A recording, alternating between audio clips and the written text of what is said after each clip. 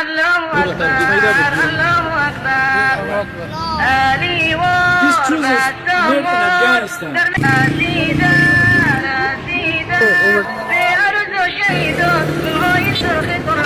الله أكبر الله أكبر هم تنقر بشنا في يوم من رو دير انتقامي من رو الله أكبر الله أكبر آلي These children live in Afghanistan.